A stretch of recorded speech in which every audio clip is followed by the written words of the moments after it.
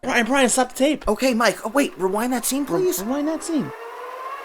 Rewind that scene. Rewind it. Rewind that scene. Rewind that scene. I'm Mike Rizzo. Brian Bonds. And together we are Bobo Touch Rewind That Scene podcast. And today we have a little bit of a different one that's not so-called classic, but a movie that was very dear to our hearts, right, Baby Von? Yeah, Love Antosha. We're celebrating the life of Anton Yelchin. Mm-hmm. He was a guy that always stood out to us. We've seen his work in many shit that he's done. Loved by many. Fucking talented genius. I mean, one of the films that really resonated with me was Alpha Dog. Yeah. He had to play this sort of weak character and this rich sort of kid. I mean, the whole cast is great in that movie. I know. I think I've seen him in Like Crazy. That's right. Yeah. And also Star Trek. Come on. With fucking... he's... that Star Trek is classic. Yeah, people really love that reboot. The fans are very serious especially about that. Zachary Quinto. He's my man. Yeah. Odd Thomas. Yeah. Oh, Odd Thomas. He was in the Fright Night remake as well. My God. I forgot about Odd Thomas. Curb Your Enthusiasm. Yeah. There's a lot here. This dude radiates the fucking room, the people. Everyone loves this guy. Yeah. If you haven't seen this documentary, if you don't know this actor, he's not only an actor. An actor is underplaying him. He's a musician. He's a photographer. He's a filmmaker. He's all around. He just does it all. He's a creative wonder, this guy. Yes. As this is all going on, he was battling cystic fibrosis. Yeah. And he fought through every day with creative ideas, love from his parents, dancing. Yep. Just a driving force, of ball of energy. And we're really happy to bring on Garret Price, who directed Love Antosha, to give us some insight on the film. Yes, let's go. We loved this documentary when we saw it. Come on down, Garret. Let's do it, Garret. Thank you so much, Garret, for making the time again. It's really a pleasure to meet you, and also that you made this film. I think, really it's something you captured so many different angles and perspective of Anton's life. And what led you to this documentary? Yeah. First, I just want to say thanks for having me on. Like, any chance I get to talk about Anton and this movie, I love it. It's been a while since I've talked to it. It came out in 2019, That's so I was excited to talk about it again. So I apologize if I forget some things. It's been a minute, but we'll roll. So it kind of fell in my lap, this project. I wasn't seeking it. I wasn't searching to tell this story. Anton has a funny way of doing that to people. He kind of enters your life when he's ready. I've been told through some people I've talked to about him, and it happened to myself too. A really good friend of mine, there's a filmmaker named Drake Doremus, made a film called Like Crazy with Anton. I think 2011, I think that film he made.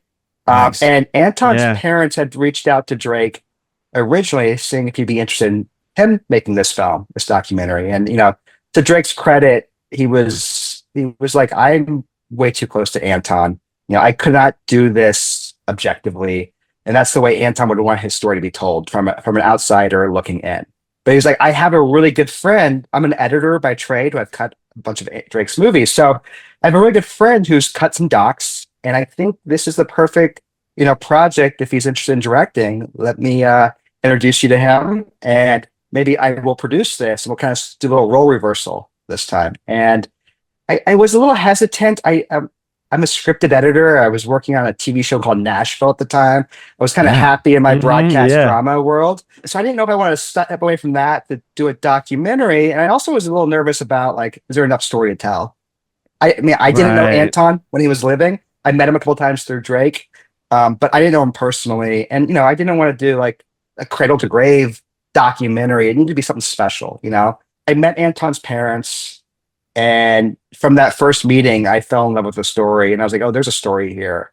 There's so much depth to this kid. So I basically did a 180 in my career, took a pause on the editing side, and dropped everything to make this film. That's amazing. I feel like we saw it when back then, and we rewatched it again this week, and we were just like, it's so like emotional, and like he's such a loved person and so talented. And I feel like there's so many things that are in this documentary that like capture him, and it's just so special.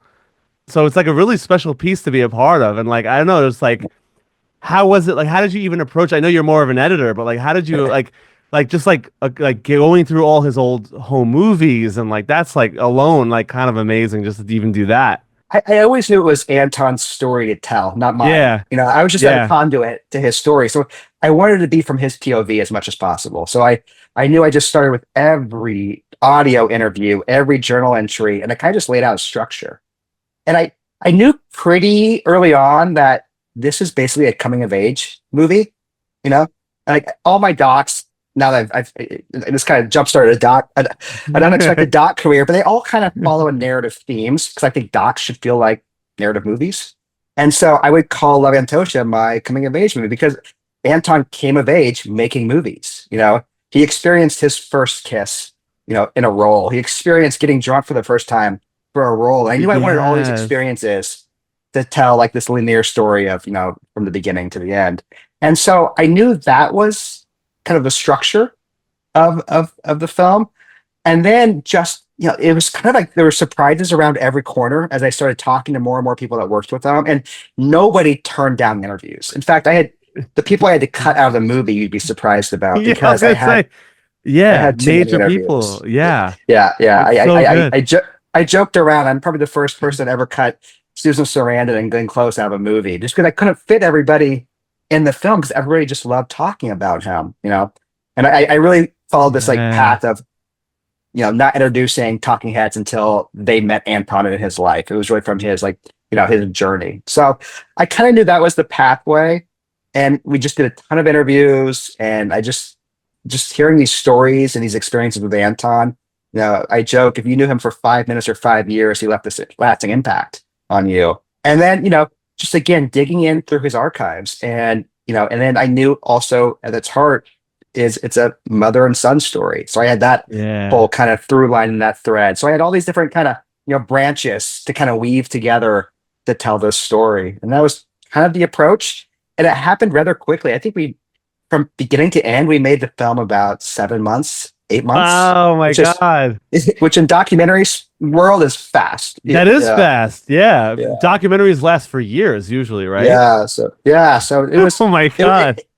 He was like, we joke around, Drake and I, like Anton was in the edit bay with us, like basically guiding us through his life. Cause it's an anomaly how quickly we were able to make it. And it just told itself in a weird way. Yeah. And things just happened and everyone wanted to be a part of it. We had no roadblocks and licensing stuff. People were giving us stuff. It was really special, and people just wanted to help tell this story. Wow. Yeah, I mean, you could tell that he resonated with all these different audiences and people that he worked with, from even the Jennifer Lawrence story to having Martin Landau and the Star Trek crew, Chris Pine being very just raw, I think, and honest about, friendships and what also his interests were in that story. And he's like a true artist. He did music. He did everything. Like fucking beautiful. Photography. It was so incredible. He couldn't. He was just bursting with. He needed an outlet for everything. He couldn't just slow down. Right? You hypothesize, like, is that because he always kind of knew his life would be short? And he just wanted to make and create as much as possible. As you start kind of learning about, his own anxieties, as he had this debilitating disease that was progressing as he got older. I think he started seeing the challenges of that. So I just thought it was so interesting. Like, someone like. If you get anything out of this movie, is like live life to its fullest, because yes. Anton definitely did. You don't wait or pause for anything, and if you start getting complacent about anything, you're your own worst enemy. Just keep pushing forward, keep making, keep creating. And that's the beauty of him, and I take that every day to this day in my own work because of making this story. Oh, I love that. It's great. I love because there's very little discouragement at all flowing through this. It's as sad as of the end of this movie is, and the story, what he really just stands for and was doing, and the pace of it all and the different fields. It's just so awesome. I always knew I didn't want to make it about even though it ends in a tragic death, this is a movie about life, and that was always kind of the mantra going into it. Absolutely. I went through every recorded interview Anton ever did to have his voice, but like some of the most interesting stuff was in reading his diaries, right? And like reading these personal thoughts that he was, he was feeling every day, and he was a prolific writer, and he had tons and tons of journals just filled with stuff, and not just like diary entries, but like film critique and film criticism and like all of that. And I was like, how do I include this in a film through Anton's voice? And that's kind of where I was like, what, I need to find somebody. I don't want a narrator in this film because, again, I want Anton to tell the story. I want someone to, basically not be Anton, but read Anton, and someone that's as prolific and as out there as him. So I went to Anton's mom and I was like, I need to find an actor, a colleague that Anton's worked with that could, read his journals and read all these writings that I have threaded throughout. And I was like, who do you think would be a perfect person to reach out to? She goes, Nick Cage, right off the bat. Yeah. And I was like, really? She goes, Anton loved him. They loved each other. And the more she talked, I was like, you know what? I think Anton's career is very Cage-esque. And just the amount of stuff he did and how much stuff he just loved making stuff. And I mean, Anton can go big, he can go small, he can go subtle. And I went and listened to Raising Arizona, or I watched Raising Arizona, where Nick Cage does the voiceover throughout the Coen Brothers film. And I was like, it's perfect. And we reached out, Nicolas Cage, and immediately he said, I'm in. He's like, fly out to Las Vegas. Let's do it. I sent him, like 7 to 10 pages of like script. I had kind of written out like a script, the entries I wanted him to read. Just a week ahead of time, I flew out to Vegas, went to this little recording studio off the strip.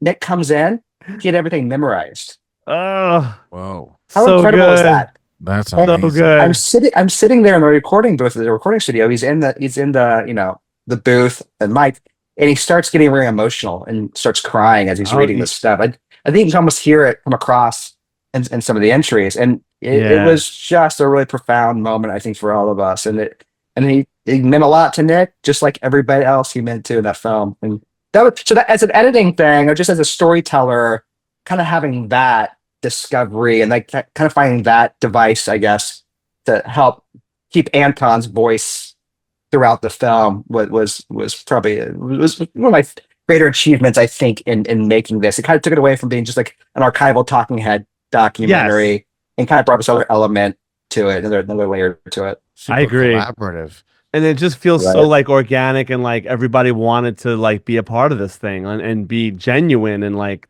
it feels like so real and perfect to him. Yeah, that was one of the coolest things. Is like when I was doing a bunch of the interviews with a lot of the actors I worked with them, they're like, oh, you feel like you're getting something special, but not until we got to the edit bay, and just everything just felt so authentic and genuine. These stories, and I would hold on to these interviews because you could just see them tell a story and their eyes just wander because they were just remembering their time with Anton. Like I mean, that again, as an editor, as a storyteller, having that, authenticity and that unguarded response from a subject is huge. And I think that helps bring a lot of the emotion and authenticity to the film that you guys feel when you watch it to this day. If anyone has any creative passions in them, they should watch this movie and just watch Anton, because I think it's such a Kickstarter for all of us. Absolutely. I think to this day. I love how everyone's like, oh my God, like, Jennifer Lawrence and a few other celebrities, actors, they were like, he like inspired me to do this. I never thought about that until he said it. Like, there's all these things that he's triggering in these people. It's like amazing. He inspired so many people. They were so indebted to like what he meant to them. That's why I think they all wanted to be a part of this, which was so cool. Because usually when you try to make these things, everyone's just like, no, I don't want to talk. I know. To think about that time frame of 7 months around to complete this with that amount of talent, found footage, audio interviews. I mean, major props to you, and definitely love the 7 months is fast. the inclusion of Curb Your Enthusiasm with the magician scene. As much as we love humor, like that is just like prime, like Dude, Well, yeah, he's in good stuff. That curb scene was great. Yeah. And in telling stories, you got to find the levity also, because we knew it was going to be an emotional, emotional, heavy story. But, there's so much humor with Anton also. He was a funny person. Yeah. He was goofy as hell, And I wanted that aspect in the story too. And like we had a rough cut of this thing, and all of a sudden we're like, oh, let's just submit it to Sundance, see what happens. And it got in. And then that was kind of like the Kickstarter's like, oh, we have to finish this thing like in like 2 months from now. And you said the rough cut to Sundance? Yeah, so that was kind shit. of that's Nice. one of the reasons why we finished this so quick. We were kind of forced to finish it quickly because I see. it was the last thing we were expecting. I went into making this. I was like, hey, if no one sees it but his mom and dad and give them something, this thing to hold on to, I've done my job, and I'm so happy so many people are connecting with the film still to this day. Amazing. Appreciate you making it and putting all the work into it. I know it's not easy, and it sounds really cool that you and your partner were able to kind of work in this sort of opposite workflow in this capacity, as and he was close as a director to him, And I feel like your average person doesn't really know that documentaries are so hard to actually craft. Like it's all in the editing. I know you're an editor, but like I'm an editor as well, and I really respect, like, it's a lot of work. It all comes down to the editing, Oh, I mean, cutting narrative is easy compared to documentary. Easy. It's like, yeah. But now all of a sudden I found myself making docs when accidentally. So I do both. I think I enjoy doing both to this day. I think, Nice. I think cutting narratives help inform my documentary filmmaking and vice versa. Working in docs, there's no challenge too big in narrative. You can find something always. Absolutely. The doc world. So I've got a film that came out over Thanksgiving on HBO called Yacht Rock, a documentary. Oh, yeah. Nice. Yeah. That's my last doc. Then we've got a film premiering at South by Southwest on the history of the Rocky Horror Picture Show. Oh my God. Okay. In a couple months. Yeah. So incredible, man. It's a lot of fun stuff coming in, in the pipeline. Oh, Garret, you rocked us, man. Yeah, I want to talk more about Odd Thomas, because this was something that I feel like I sent you, and I was like, "Have you seen this?" And then you were like fucking rocked by this guy's performance. I mean, he's just so. I mean, I love horror movies, and that was a fun one. Horror comedies are great. Yeah. He's, and then just. I don't know. This got like a good dark driving energy, and then Fright Night and these other movies, all these stories, hearing about Chris Pine and the other actors in Star Trek, like Simon. I mean, like you have this energy, and it's crazy to see how many people cared about. Well, this that guy. And also how many celebrities and people that he touched in his day-to-day life, working or not working, they fucking all love him, and they all were inspired by this guy. He had like an energy and like an ambition that nobody really fucking has. Like that, he's like a next level dude who cared about the craft and cared about acting, and cared about like the art. He was a musician. He was into photography. He like did everything. He was like a creative, 100% creative person. It's true. I love that he played guitar and kept taking lessons and was driven and sang for his mom, and he did the lurking. The parents' the whole deep thing. Yeah, the parents is so sweet, dude.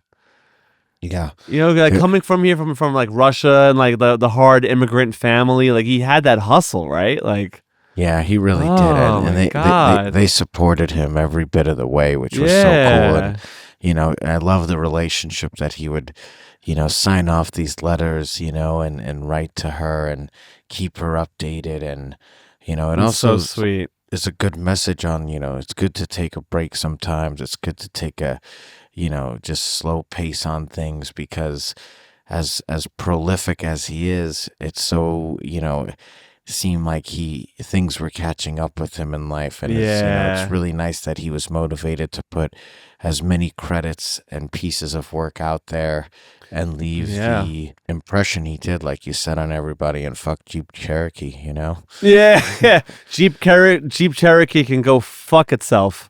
Yeah, I'm sorry, but yeah. that's but the anyway, truth. Well, we're really honored to have Garret, the director, editor. Oh my God, he's such a great person for putting this all together. So much love to you, Garret. And for all you new listeners, we do comedy, we do films, we do a lot of writing, we do a lot of sketches. Check us out online. Yeah. You know, we're not as top tier as Anton, but we do cool stuff. So check us out at Bobo Touch Online. It's good to stay creative. Yeah, we share the same sentiment as Anton. We love to be creative. This shit drives us. You know what I mean? If we're not making stuff, we don't feel complete in our day. So give us a follow. Tell your friends. Please watch this movie. Documentary. Yes. Please. Watch this movie. Watch his other movies that Anton's been in. Yep. And we appreciate you always listening, checking out our podcast as well. Please watch all of his stuff. Keep Anton's legacy alive. Thank you guys. Until next time.